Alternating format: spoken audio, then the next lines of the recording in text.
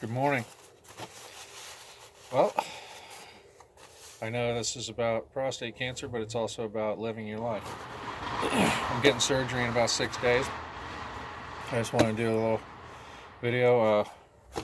I still do outdoor stuff, and then I'm going to be down after December 12th for several weeks so I can get back out and start doing some more stuff. So I got to make sure that my wife and kids have enough kindling to keep the fire going while I'm down, because right in the middle of winter time is when I'll be down, and I usually take care of the fires and all that stuff.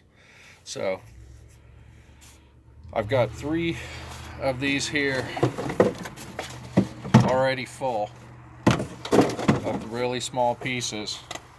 Just taking big ones like this, whacking them with the maul, splitting them into little pieces, and then breaking them down even smaller with the regular axe. So that's what I'm doing, trying to make things a little easier on my wife. She's gonna have to be taking care of all this, and me with my catheter and all that stuff. So I haven't made a video since my one about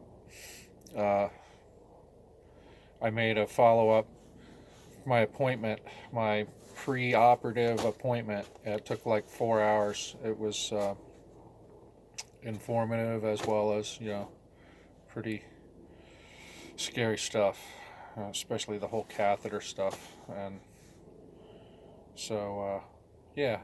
So I'm gonna make some big logs into little logs, breaking big rocks into little rocks today. But anyhow, just letting you guys know where the journey's going. I'm unemployed right now. I lost my job just a few weeks ago. Not really allowed to talk about it, but it was due to this cancer diagnosis and my inability. I already had some social anxiety issues and some PTSD from when I was young, and this cancer stuff and certain situations I was in with the particular work situation set me off. I had some panic attacks and stuff. So they were pretty decent to me. So I'm not going to say anything about that, other than I did lose that job due to my emotional issues. So I'm here doing as much as I can while I'm able-bodied enough to get my family ready for my at least 6 weeks of recovery. I do think I have another job lined up for after that, and have spoken with unemployment. They said they would probably compensate me for a couple of weeks in there in the middle. I don't know. It's kind of hard.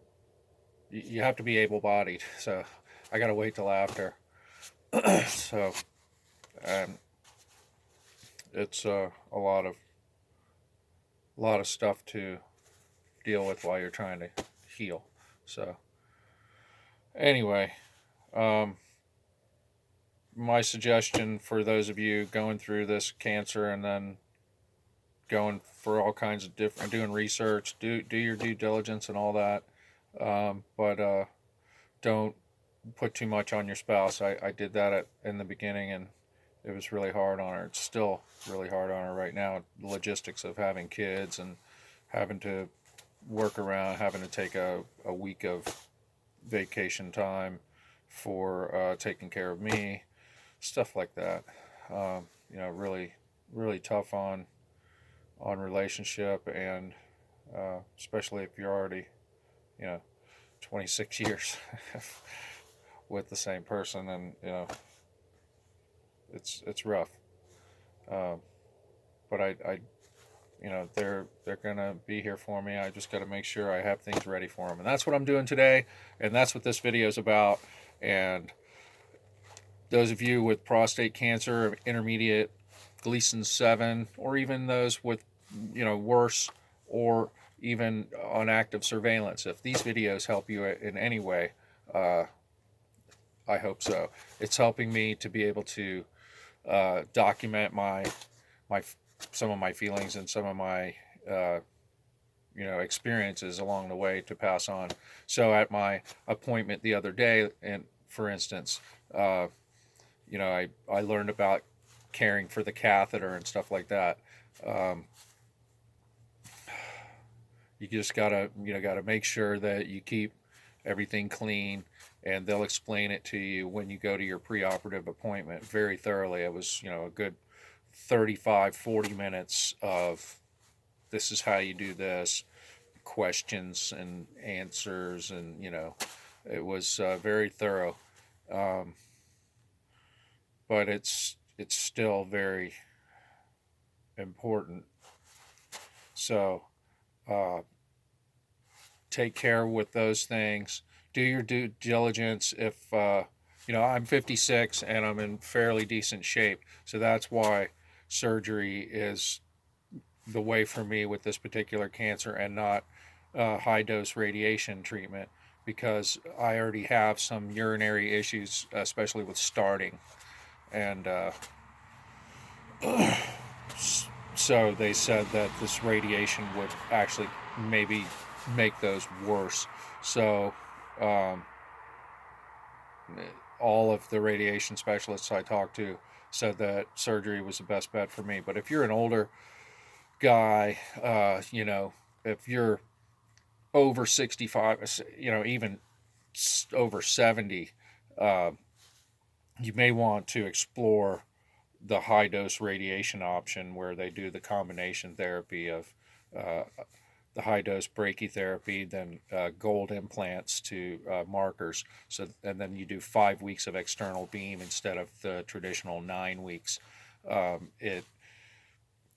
It shortens the time, but it gives you a much higher dose at first, and it's much more targeted uh, for those of you that are, um, older. And I'm not saying that you be in worse shape, but if you are older and you're in not as good physical condition, radiation of that sort may be a good option for you. But apparently, I really tried to get that. But apparently, if you're my age and you know fairly strong and heal pretty well, then surgery seems to be the best bet of getting it all. Mine may or may not have escaped microscopically, but it definitely hasn't settled into my bones or any of my lymph nodes that they can see on the scans yet. So right on, prostate fighters, prostate cancer fighters. I'm with you, brothers and sisters who are right there with them. I'm with you too. I know this is extremely hard on the whole family unit. Um, uh, have a great day, and I'll keep you guys posted. Try to make videos as often as I can, right up to the surgery and after, and from there to come, hopefully for many years, and hope to change the name of survived prostate cancer.